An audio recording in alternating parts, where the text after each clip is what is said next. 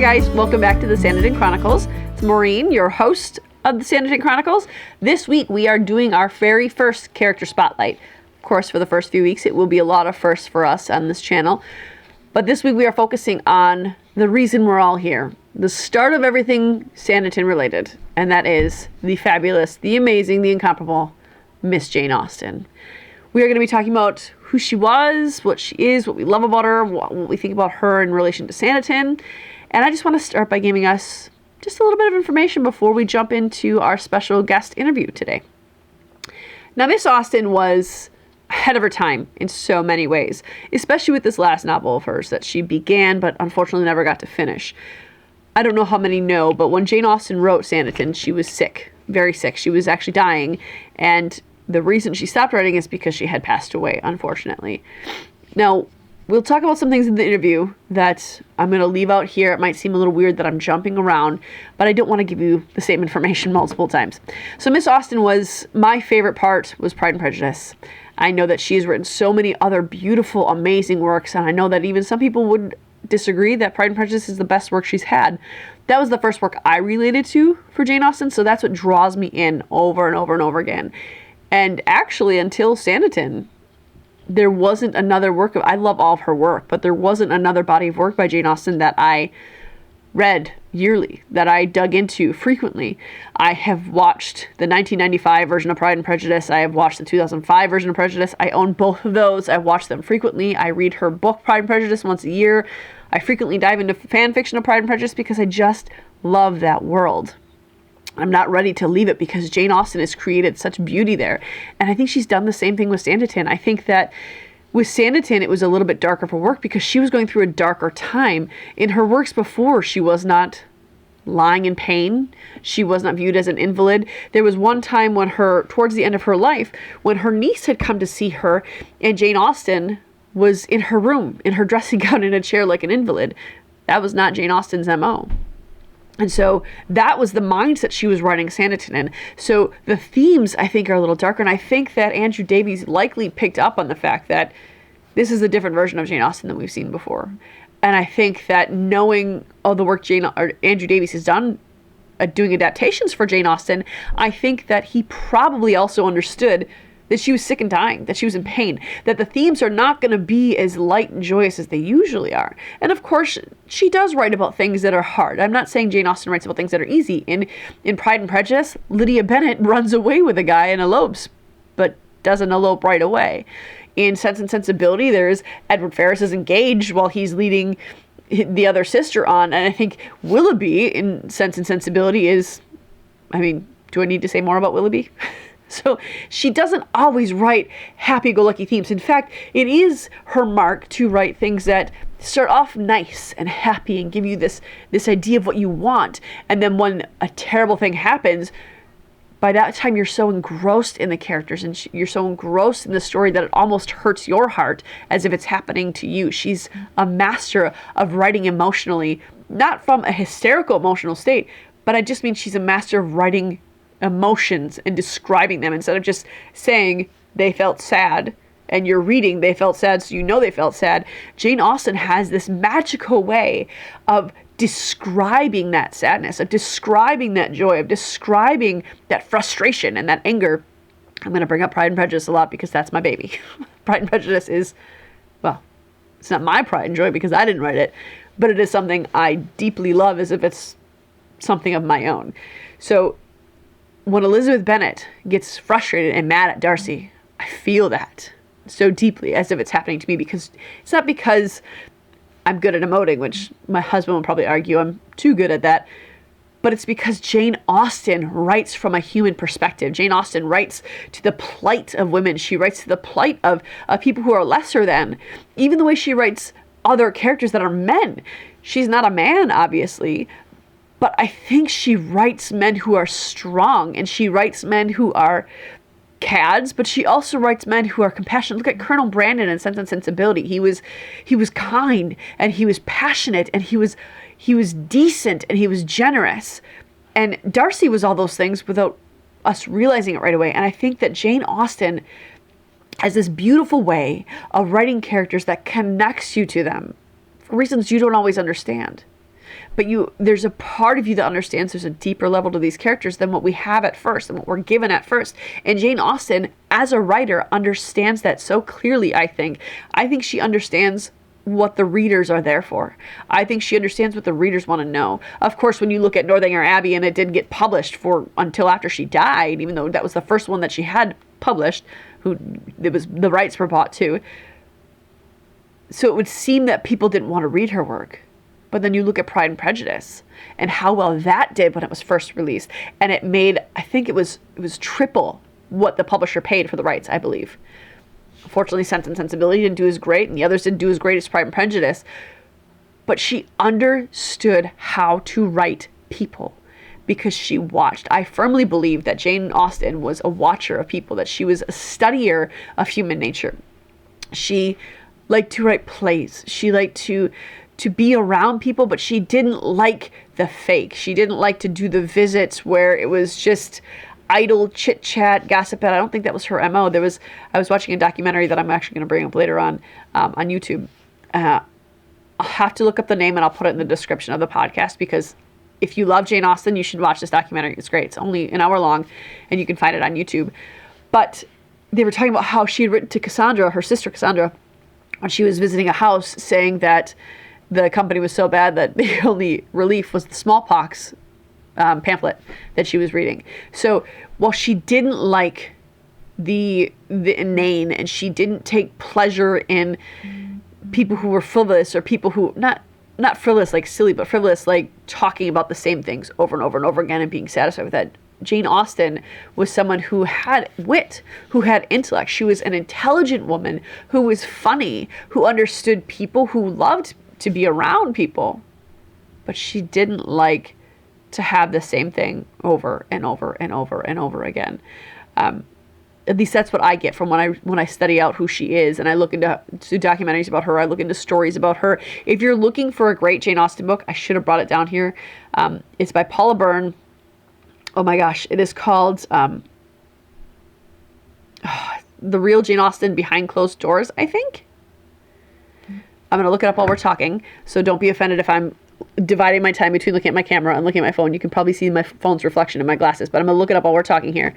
But if you're looking for a great book, I think that is the one that you need to look up. It's really, really good. It's really interesting. It has a lot about Jane Austen, and it's just really, really good information.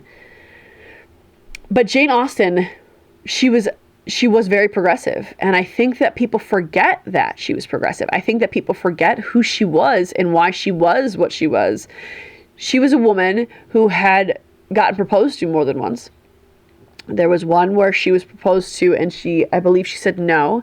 And there was another where she was proposed to and she said yes. And the next day she declined it and she cut it all off. That wasn't normal, especially for someone who, like her, she was a female who was nearing her 30s when she I think she was 27 when she got proposed to and she said yes.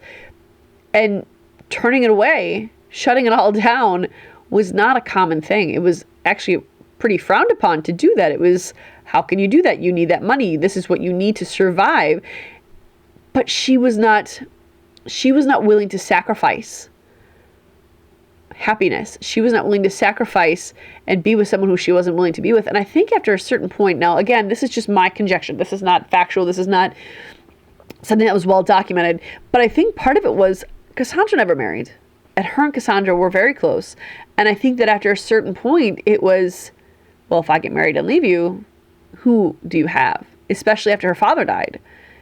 Who do you have? You know? And I think that part of her didn't want to abandon her beloved sister. But I also think that with the man who proposed to her, and she said yes, that man had a propensity to be incredibly rude and outrageously rude. Excuse me, I'm going to take a drink of I'm sure you can guess what I'm drinking. It's coffee, by the way. It's nothing nefarious. It's just coffee. But I think that she was unwilling to be with someone who did not match who she was. It's the real Jane Austen, a life in small things. That's what it is. by Paula Byrne. The Real Jane Austen, A Life in Small Things. If you have not read that book, or you don't own that book, or I'm sure your library has it that you can rent if you don't want to buy it, but get that book if you love Jane Austen, because it's great. It's phenomenal. I love it. I need to reread it. I haven't read it in a while, but it's just a really nice in-depth look at who she is. Now in Sanditon, we can really see the progressiveness of Jane Austen, because it's difficult for me to say these words because I am not this, so I don't know how acceptable it is to even use this term anymore, but this is how Jane Austen described them, not me. She wrote a Milano character, which was unheard of, especially for a person of her station to do that. She wrote of that character who was an heiress, even. She was writing about life at the beach. She was writing about women who would say no to men. She was writing about women who had a mind, women who had wit, women who were feisty, women who had opinions. That was what she loved to write, because she understood that, because she was that. She was a woman who was unafraid to voice her opinion. She was a woman who understood before the people of her time that the opinions of women matter. That what women have to say is not inconsequential, but it can alter the way things happen, that women have value. She understood that before anybody else of her time did. When at a time when women were settling and marrying men who they didn't want to be with just for the sake of security, she stood out amongst them without shaming them. And this is something we talk about a little bit later, so I'm not going to go into too great a detail, but without shaming them, being their voice. That made her progressive, because she had a voice and she was unafraid to use it. In fact, she unabashedly used that voice. And I think we can see that in Sanditon. Now, I've talked about this before. We only see the first 12 chapters of Jane Austen's beautiful work of Sanditon. And it's only the first 2 episodes that are pure Jane Austen. But I think that Andrew Davies has an intimate knowledge of Jane Austen from the work he's had to do adapting her pieces. I know that there's more than one. I believe there's more than one, rather. I know, obviously, Pride and Prejudice in 1995, the one with Colin Firth and Jennifer L. I don't know. E-H-L-E. Is that how you pronounce her last name? Ely? But that was the most notable Jane Austen adaptation he's done. I thought he did at least 2 others, but I could be mistaken there. Either way, doing a 5-hour adaptation of a Jane Austen work that was true to form, I think that he has a certain knowledge of who she is and how she would have written. And I think that he picked up on the fact that this work was a darker work than what she'd done before. I think he picked up on the fact that this was a piece that wasn't your typical Austen. I think that part of that is because she was in pain. She was writing not just from a place of possible emotional pain, but she was literally writing from a place of intense physical pain. She was writing about the seaside, which was something that she loved. But I think that she wrote from a place that she longed to be at when she was not there as she died. You know how they say, when you die, your whole life flashes before your eyes. And I have to imagine that as she laid there in pain, as she laid there suffering without having any idea what was wrong with her, and no cure, just waiting to die, basically. You have to imagine that her thoughts went back to where she was happy, a place that made her feel peaceful, a place that made her feel a little more free. And I think that was the seaside for her. So I think it's fitting that her last body of work has the seaside as a main character, that her last body of work is surrounded by the seaside, making everybody's life better. And not just that. When Charlotte comes to the seaside, that is its own character, Charlotte herself makes it better. Everything Charlotte does once she gets into Sanditon improves upon it. Whether it's from her encouragement to Stringer, whether it's to giving ideas to Tom, whether it's to being Tom's assistant. There's also Sydney. Sydney was a self-loathing, fearful. I really believe that Sydney's character is a man who is afraid of certainly connection, but definitely having a loving relationship with another woman. I think he's afraid. Charlotte brings out who he really is. I don't think that hard exterior is who Sydney really is. Charlotte brings out who he really is. And that's why that line where he says, I'm my truest self, my best self when I'm with you. I think the reason that is so poignant and the reason that is such a punch you in the gut sort of line is because that right there and that one line contains everything Charlotte has done for that town.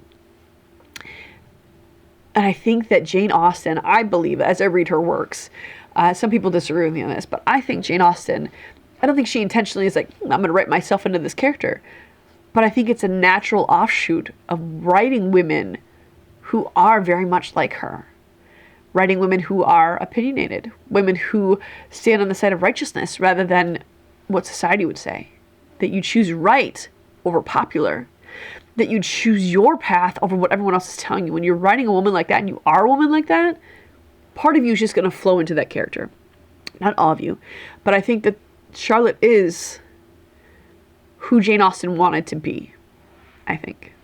I think that Charlotte was a country gentleman's daughter who wanted adventure, who wanted to be out, who wanted, but was not seeking that connection. I think if Jane Austen would have found a man who was on her level enough that she could love deeply and have him love her the same way, I have no doubt she would have said yes to marrying him. I don't think she found that. And I think that's why all of her heroines in her books do find that. So while Charlotte was not looking for that and Jane Austen was not looking for that, neither one of them would have turned it away had it happened. So you have this character of Charlotte who comes from this, she's not destitute, she's not poor. She is a gentleman's daughter. Her father does have an estate. Jane Austen's dad, he was a rector. So he wasn't tradesman, which was at that time looked down on. He wasn't a tradesman. He wasn't a poor man. But she also wasn't the top echelon of society. You know, she was still... Rob Jarvis and I talked a bit about this in our interview that was out last Sunday. She was not quite to the level of Tom and Mary Parker, or even Sidney Parker, or Arthur Parker. And she also wasn't quite low enough to the level of James Stringer. She was in between. And that's where Jane Austen was in between. And so as Jane Austen is writing this, I believe that Charlotte is who Jane wanted to be. And Charlotte is returning to where Jane Austen longed to be. And Charlotte also takes this town that is struggling. I mean, it is what it is. It's struggling, right? Tom cannot afford to pay all the workers. He's struggling to get the work done. He's struggling to get the fundings to complete the work. He's struggling to get visitors. It's not what it needs to be. And you have this young girl who is kind and she is innocent. She is naive to a point. But she longs to see good things and she longs to see things put right. So this girl who Jane Austen wants to be goes to this place where Jane Austen longs to be and makes it better. And I think that it's fitting that that's Jane Austen's last work. I think in her place of physical pain that she was writing from, for me, that translates out that way. Now, some people don't agree with me that there's Jane Austen and Charlotte. And that's fine. That is the beauty of good writing, is good writing evokes sensation, but also good writing pulls different perceptions out of people. And that's one of the reasons I wanted to start this podcast, is because I know that there are people who don't agree with me on stuff and they have a different takeaway. There are people who are Team Stringer and not Team Sidney, which is, what? But that's good and that's okay. And I think that Jane Austen was an excellent, phenomenal writer because of that. She could make you want to vote for the worst of people or the best of people because of how she wrote them, because of the emotion she gave them, because of the humanity she poured into her characters. And I think that she's done that in every work she's done. I think she is incredibly underrated. I think that in her time, she was seen as a mere woman trying to write in a man's world. When really what she was, plain and simple, was a writer. An excellent writer. Gender notwithstanding, she was a prolific writer. I don't know why this is making me emotional, but it's making me a little emotional.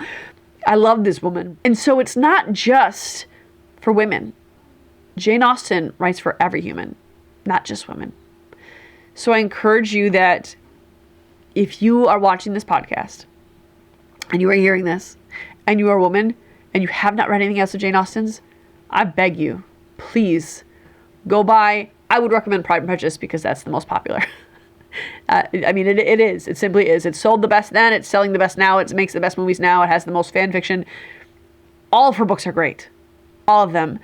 But if you start with Pride and Prejudice, you're going to want more. And then you're going to go on to Sense and Sensibility. And then you're going to go on to Mansfield Park and Northanger Abbey. Just start with Pride and Prejudice if you have not read anything of Austen's yet. And let her show you what real great writing is. I encourage you to read Sanditon. I'll put the link actually for Sanditon in the description of the podcast so you can look up those first 12 chapters. And if you are watching this and you know a guy who has never read Pride and Prejudice or he's never read anything by Austen, even Sanditon, encourage them to read it because this is not just for women. This show, yes, it's got hunky guys in it and it's got pretty girls in it, but it's not just the men who are beautiful. You hear about that a lot. You hear about how hunky Theo James is or how hunky Leo Suter is. But that's not the focal point of the show. And it shouldn't be if it is. There is something for everybody in it. There is the plight of the working man. You see the conditions that the workers go into. And of course, that's Andrew Davies' adaptation of it. It's no longer in Austen's writing. But the show, Sanditon, talks about laborers before unions and their working conditions and how unfair it was and how almost cruel it was. It talks about inheritance. It talks about despair. It talks about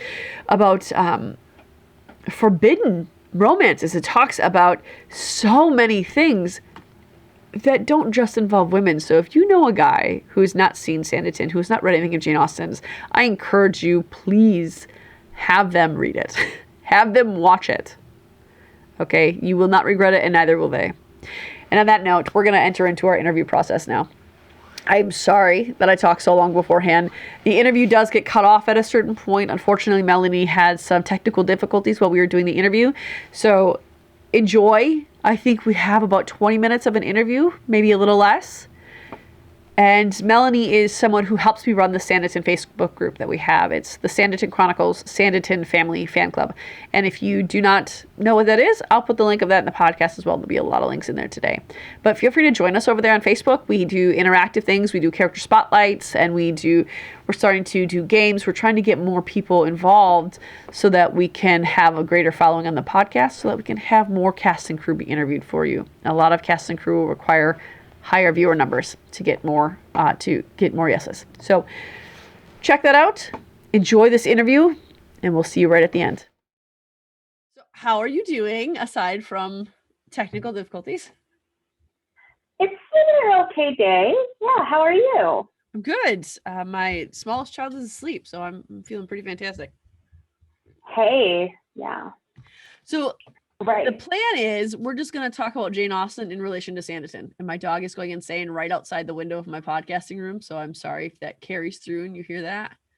That's fine. She's pacing in front of my windows barking. So I read through her Sanditon manuscript once. And then I got absorbed in the show and just watched the show on a loop. So I was trying to refresh my memory with that. Did you get a chance to read that at all? I had not actually read it, so I'm curious to what the difference is. I know that a lot of the first show was in regards to that. Mm-hmm. So I was saving it because our JASNA, we were going to get together and we're going to have like a Zoom conference, like a reading group, like in a month. So with it, so that's why I hadn't read it. I wanted to refresh my mind when I that makes total sense. But, yeah. I need to find a Jane Austen group in my area because that sounds awesome. Yeah. I don't think we even have one in. Oh, really? I didn't know we had one either until I saw something about a Christmas formal right before COVID hit last year. Okay. And I didn't get to go, but I saw pictures and whatever from it. And so then I started looking up and they're like, hey, and I was like, oh, I would like to connect. And it was pretty cool. It's actually a really cool group. It's very fairly young and very, but it's young is as in our age. Yeah. Yeah. And not older, which I was always afraid of looking at groups with that there might be closer to like 60, you know what I'm saying? Yeah. So not that those aren't interesting, but we're different life places. So. Exactly. I'm totally with you there. And it's nice that, I mean, Jane Austen is over 200 years old and her stuff is still being loved as deeply as it is. Still. Yeah. And I think it was actually cool because, with us being, with Bridgerton and different things like that, I think there's going to be more interest in the Regency period. Whereas so, I mean, regardless of what people's opinions of Bridgerton is, they're completely different, So it's but that's cool. And if anything brings out interest in it, I think that's a good thing. Absolutely. So what I know for me, when I first fell in love with her was, I think it was my senior in high school, which was so many years ago, but it was Pride and Prejudice got me hooked. And I started once a year in high school. And so I've read that book I'm more well-versed on Pride and Prejudice than any of her other works. I can't even tell you in depth about Northanger Abbey. And Mansfield Park, I know a little bit better. And Sense and Sensibility is like my number 2. But there's some of her stuff that I know is so good, I don't know enough about because I'm so invested in her other work. So what was your Pride and Prejudice for you? Well, I did say Mansfield Park. I loved. That's a good one. I kind of love Fanny, and that's an unusual one. A lot of people don't like Mansfield as much, but I see why they don't. The one that really my gateway to Jane Austen was Sense and Sensibility. The movie came out about maybe a year before or 2 years before Pride and Prejudice was re-released. The 95 version? Yeah. I think that so was the 97. So it's a lot earlier than I thought. I was thinking it was older but I guess it wasn't. I guess it was early high school then. I'm going to look it up. Or 8th grade. But I remember watching it, and immediately I think what grabs me, and this is not an insult to Kate Winslet in any way, but what grabs me is that it's actually a very good compliment that she looked like a normal girl. She wasn't super thin, and yet she was a romantic love interest. Yep. And I think that was I was very interested in pursuing any type of media that would show girls that look like actual girls. Yes. Especially in the 90s when, you had people losing tons of weight, and stuff like that on television. So I remember, I went and I watched the movie and then I read the book. And to this day, it's so interesting because people think, I've read a lot of comments that Marianne is very naive and very innocent, but and I agree with that. But at the same time, it's so relatable because so many women go through that where they start, they want to love a guy who's not that into them, Yeah. and they want to believe that just because, that's they think that's what their trajectory is supposed to be. They're supposed to fall in love with the most attractive guy, comes their way. And I think it's sort of like, and it was really kind of personal for me because I went through that, and then, my husband's only 6 years older than me, but the slightly older, stable guy is the one that ended up being the right person for me. And so that is so relatable. Yeah. I mean, I understand with Mary and it was much bigger age gap, but it's just something, But I think that Jane Austen did a really good job depicting, because it wasn't Colonel Brandon. He wasn't just an older guy and that was it. He was compassionate and he was loving and he was generous. He was really romantic and he loved her and and kind. And when Michael, came into my life, that's how he was. He was, when I say order, it's also kind of a situation where experience, they've gotten all these other things out of their, you know, out of their system in a way, and they're ready, and they know how to treat a person, and how, you know, and how to make a relationship work. Yeah. I think that I love Colonel Brandon's character. I think he's kind of one of the more underrated. Absolutely. Romantic heroes. Yeah. I can't remember. I preferred Colonel Brandon to Edward. Mr. Ferris. I preferred him to him. Yeah, definitely. That actually, we were when I was in college, I was lucky enough to, I'm going to give a shout out to my friend Amy because she watches this, and so I'm trying to get her to come on. Oh, hi, Amy. Amy Seatman was my suite mate in college, and we had in our dorms, it was 2 to a room, and a suite was shared by a bathroom, so we were always in each other's rooms. So there were 4 of us. And we were obsessed with Sense and Sensibility, with Pride and Prejudice. I was in college when the newer Pride and Prejudice came out. We went to the theater to see it. I bought it when it came out on DVD. We watched it all the time. We loved Jane Austen. And so when we were watching Sense and Sensibility, Alan Rickman inspired us to spur the moment buy tickets to go to London. And so we did. And we bought our plane tickets, and we started planning, and it ended up just being Amy and I were the only 2 who went of the 4. And she had gotten me for Christmas all the works of Jane Austen. And I insisted, I'm going to take this to London with me because this is Jane Austen, and London is Jane Austen for me. And this is what I'm going to do. I didn't crack it open once, but we switched hotels 3 times, and I carried it, that heavy freaking book. I carried it in all my suitcases. We walked all over London to switch hotels, and I carried on all the tubes. And it was just, I mean, it's a fun story. That's amazing. But it was a heavy book. That's a great story. And the night before, she's like, I'm telling you, you're not going to open it. I will, Amy. I will read it. You watch. I didn't open it once. But I really wanted Jane to be a part of my London experience. That was, I'm obsessed with London because of, obsessed is the wrong word. I love London because of Jane Austen primarily. Because the way she writes these things, like I was never really interested in Regency period before her. But the way she writes about the times, and she was a bit rebellious, I think, and how I mean, all of her heroines who got the guy and who got the wealthy man who everyone wanted, they were not the way you were supposed to be as a woman then. I love how she wrote. She did do a phenomenal job writing women because she's a woman. She understands women, and I think she understood. I think Jane Austen really understood what women wanted outside of her circle. I think she understood that the women who settled to marry for security, she understood why they did that, but I think she was still their voice of, if I could do whatever I wanted, this is what I would have done. Right. But the flip side, there wasn't any, she never really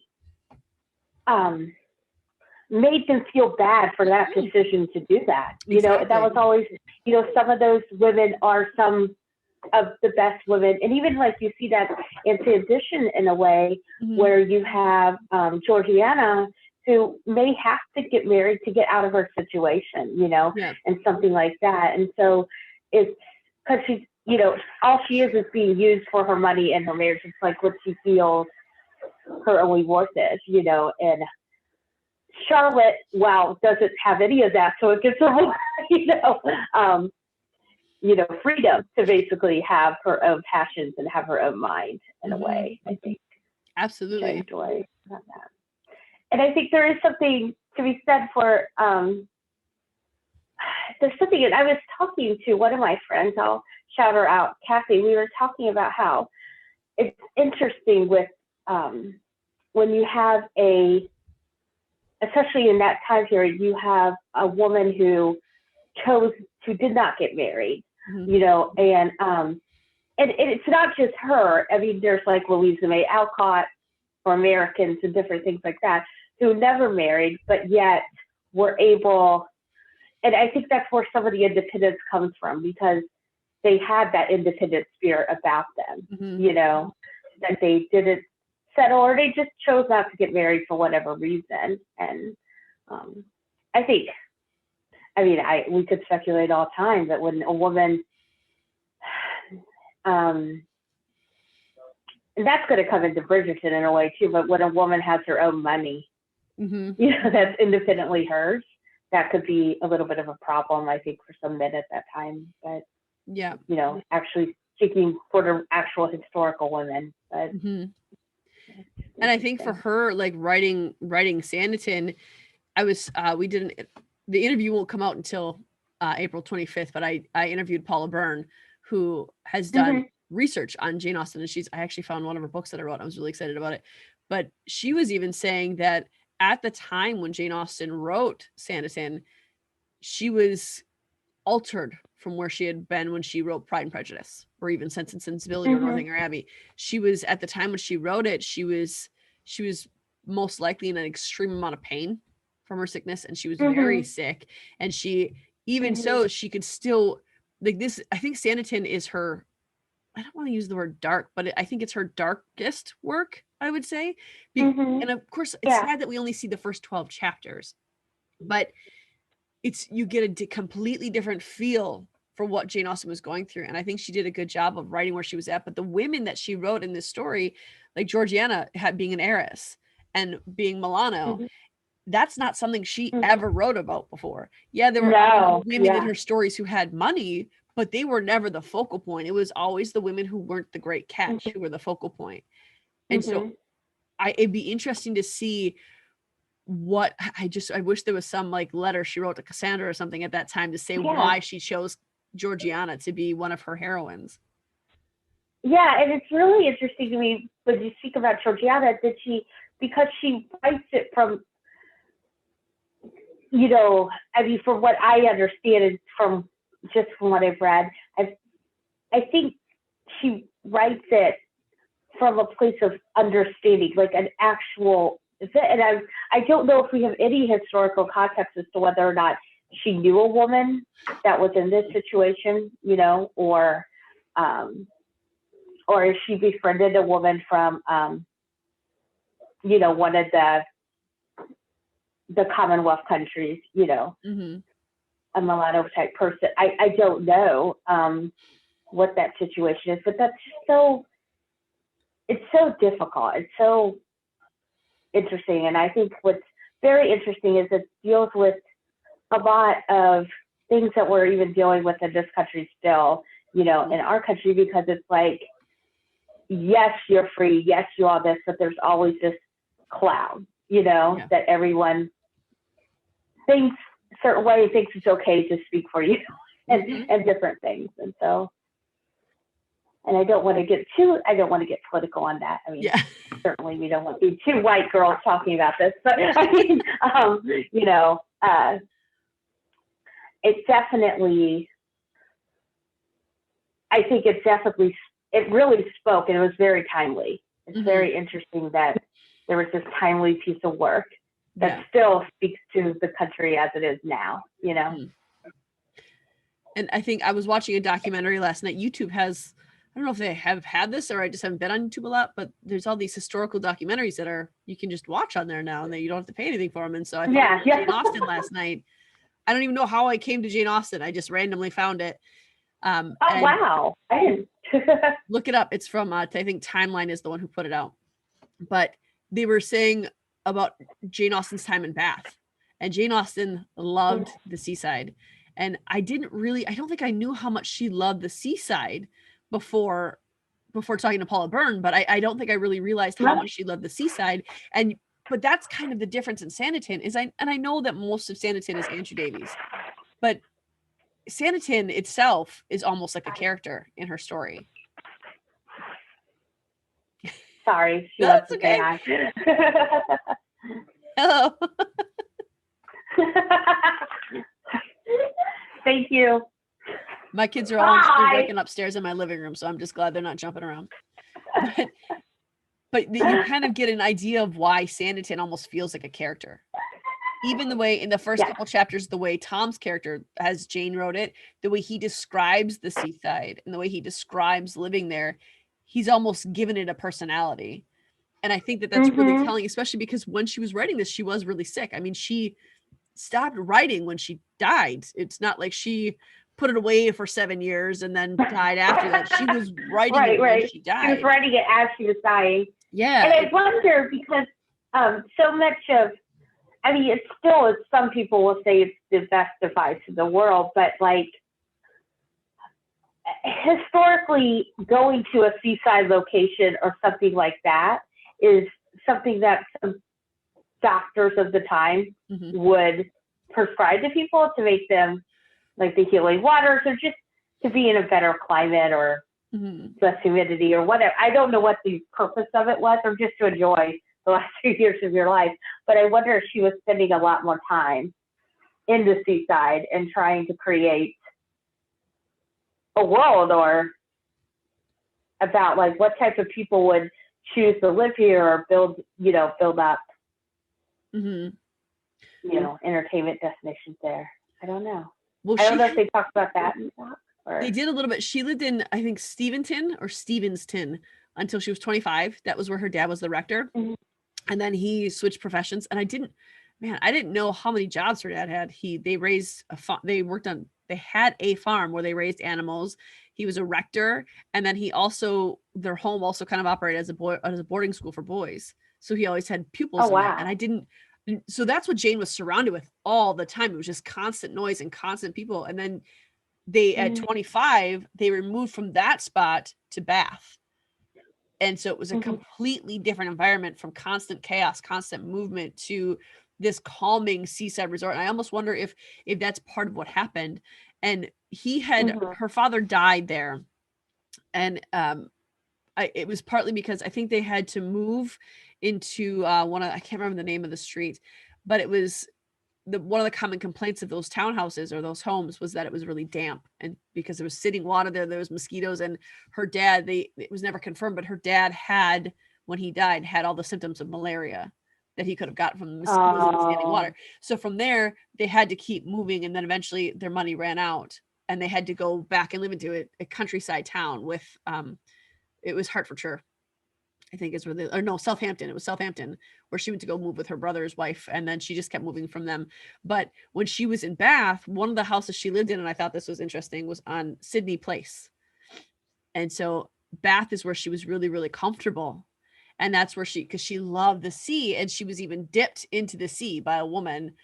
And so it was an area she loved. And one of the places that they moved in, one of the first ones they moved in that they actually loved in Bath, was Sydney Place.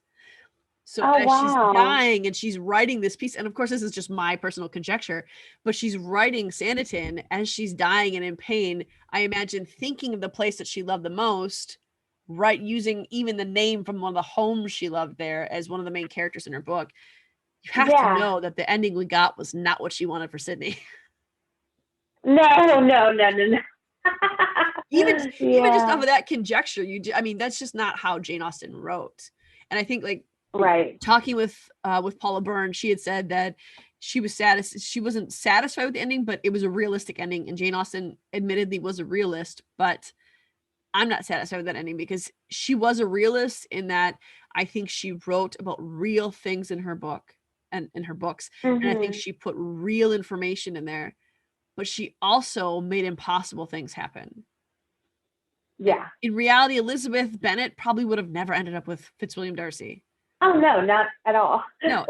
Marianne would have never ended up happy after she had that broken engagement. Colonel Brandon likely wouldn't have waited around. So there's these aspects that, yes, she's a realist, but she also understood that need for connection. And that's what she wanted to give in her books. I'm taking a class right now, and one of the things that the teacher said, it's a writing class, is that your readers don't come to you for hopelessness. They have enough of that already. They come to you for hope. And that's what Jane Austen understood as a writer, is that, yes, I'm a realist. Yes, I'm going to write about real things that really affect people. I'm going to write things as they are, but they don't need any more hopelessness. And I think she understood that. Well, it's the audacity of hope, right? It's the idea that there's always some optimism, something to look out, and that, you could rise above your station. And I think that's always what, the heroines in Jane Austen are showing, as opposed to maybe some more practical women of their time, and not to say that they're not. I mentioned Alcott. I come from that world too. It's one of my favorite books, and Little Women. And so I think those girls tended to be more realistic, and their trajectory was more what made sense and not, whereas Jane Austen kind of reached for the stars a little. And I think that's so interesting about it. But the people are so real, and her characters have so many, they're allowed to have flaws, and they're allowed to have, you know, issues without being unlikable, unless they're not supposed to be likable. And even some of the, you know, and in Sanditon, we see that some of the worst characters are also the funniest, and they, you know, have the most humor, and you understand how you can become that person, you know, or. And I think too that as she wrote them, it was about it. She understood what they wanted. I think she understood what was real. She understood what was real in terms of the characters and the female characters, but she also understood that before that happy ending happened, there had to be that conflict, because that was how you knew that you were different enough to work together. And it's crazy to me how she understood that as an unmarried woman at that time, that she understood to actually work together, to actually be a functioning item together, you have to be different enough that there is passion that comes from that difference. Yeah. Absolutely. And I think with Charlotte, I think that she wrote her, I think I have a tendency to compare everything to Pride and Prejudice. I don't know if you do that with Sense and Sensibility. Yeah. But, no, that's fine. Alyssa's a great character. When I said I love Marianne, that's not an insult to Alyssa. She's one of my favorite characters too. But no, like, for me, I think that I hear a lot that Charlotte's Elizabeth Bennet and Sydney's Mr. Darcy. No, I don't think they are. No. And I don't know if it's because I'm drawn to those comments because Pride and Prejudice was my first Jane Austen love, but Sydney has aspects of Darcy, but I think all of her men do. I think all of her men have that, that they need that woman to bring something out in them. Because I think with Sydney, and again, it's Andrew Davies who writes the bulk of who Sydney is. But right. I think that she probably would have been leading there. I think that's why she talked about Sydney as she did in the first 12 chapters. I think that's why she laid that foundation in the first 12 chapters for Charlotte and Sydney. But she wrote her male characters to have defects, yes, but those defects were not unforgivable and they weren't insurmountable. With Sydney, he was incredibly insecure. And I think that I think part of him hated himself, and I think that part of him really didn't think any woman could really be with him. It was Charlotte who brought out who he truly was. And I think that Jane Austen does a fantastic job of showing that in all of her women in the story, that the men who have deficiencies, they aren't really deficient. They just have something that needs to be brought out by a female lead. Right. Would you see that in her writings? Yeah, I absolutely. I think Sydney is defined a lot by guilt in a lot of ways, and a lot by, you know, the insecurities. And when she says, you must be the practical brother, you know, he gets all upset, but we understand why he's upset, because he's going to defend his brothers who, for all their faults, also are just trying to get this to work. I think too that the way Andrew Davies, I mean, sorry, I saved my coffee for the interview because I like drinking coffee while I talk, but I haven't had coffee yet today.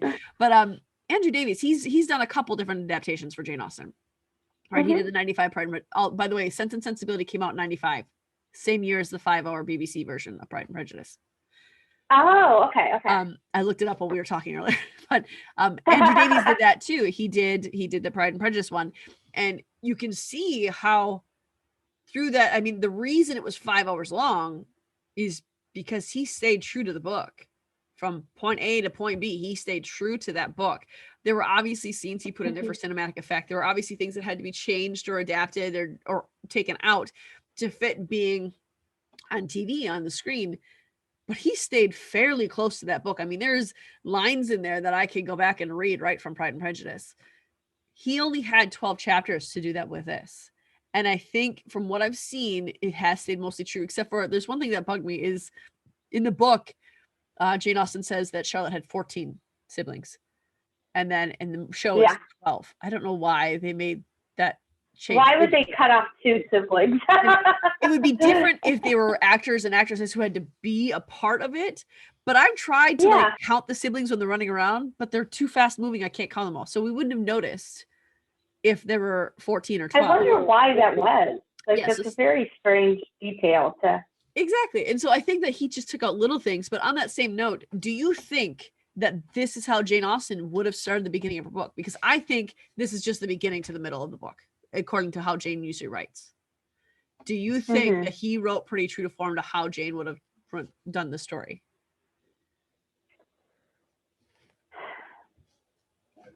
Yes.